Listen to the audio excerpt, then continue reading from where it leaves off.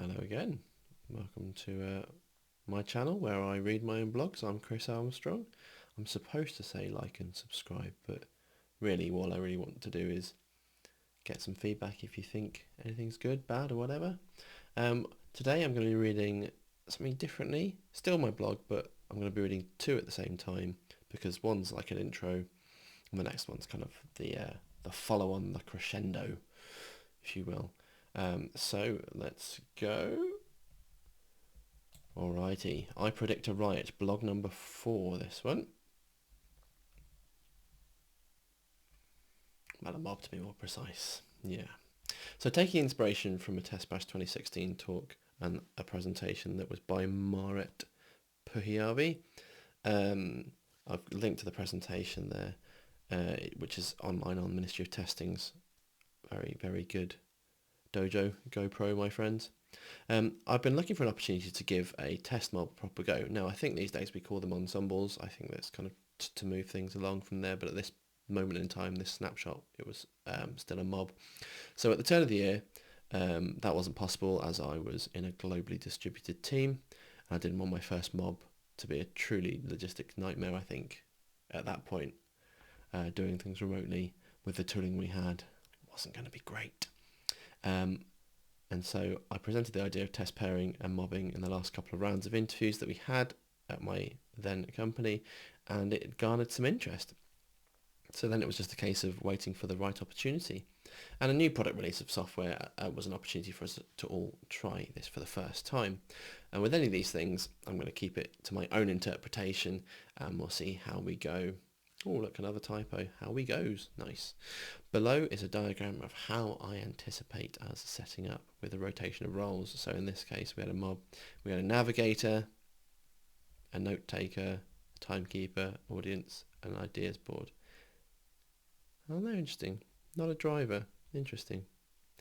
So we had a team of 6 testers across 4 teams, so it should be a great chance for us all. I do dive into this more in the next blog, so I'm kind of just going through.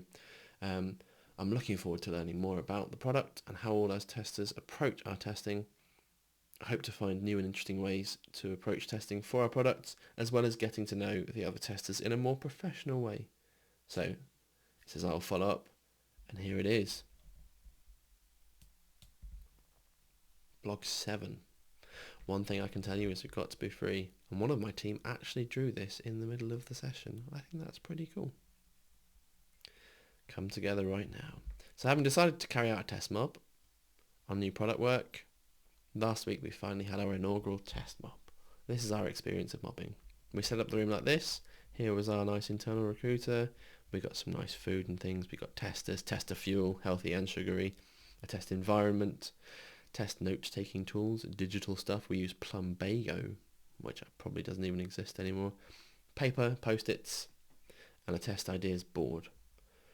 And as there were 5 of us from 4 different teams, we had 5 different job roles. The driver, the navigator, the note taker, the ideas, and the timekeeper. The driver would be at the laptop driving the test environment. The navigator would be the guide to the driver as they tested, taking their lead from the ideas on the ideas board. The note taker took the digital notes. The ideas board person took the ideas from the team and added them to the ideas board via post-it notes, rearranging them by priority or as tested. The timekeeper would keep track of the time box sessions and keep the whole thing rolling. And I'll note here, each role should not be exclusive from each other, but to enable all the key areas to have a person responsible for them. We had 3 hours in total after the room was set up, testers adequately fueled, and an initial intro to the new product. We started with a 15-minute session in each role responsibility before cycling through. At the halfway point, we took stock, ideas for test areas, and a quick recap of the notes made. Then we started the cycle again. So how did we find it? Well, we ran a retrospective the very next day as part of our monthly test team meetings, with some good points made, and some bad ones clearly. So good, team bonding. We learned how we all test differently, how we all had different experiences with the product. We learned about the product and the new product, learning new features of the existing product. We had fun. And we found a lot of bugs, some bad bits. Some people deviated from their roles of responsibility. I may have been guilty of that myself once or twice. The timekeeper was quite bored, clearly. Post-mob process was undefined. Bugs were found but only recorded in notes. Bugs found didn't necessarily have steps of reproduction recorded. The responsibility of entering bugs was not exactly outlined in the mob sessions. The addition of extra laptops, therefore, as an improvement was there, so that bug entering, tracking, research can take place there. More flexibility in each of the roles, so there's always something that we can be doing. And longer time in each role, rather than just repeating. It was a very productive retrospective, and we all agreed that we would want to run another test mob in the future. Spoiler alert, we did. When we next had a new feature or product to test. In hindsight, we went in rather unprepared and unexpected, but we all bought into the concept, and we started to shape it in a way that would work for us as a team of testers across some different teams. But also, we got more eyes on unreleased products with new ways, thoughts, heuristics preferred, and human testers' intuition. We did build this out into more of a whole company thing.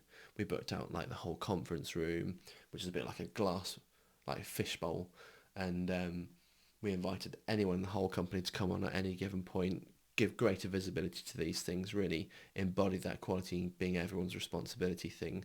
So we all got to do that, and not just to get find bugs and stuff, but also to understand our product better and understand how we work and build a bit more of a team ethos. It was a really, really cool experiment, and I'm really proud that we did it and we took it on. Have you ever tried an ensemble or a mob? Let me know. See you next time.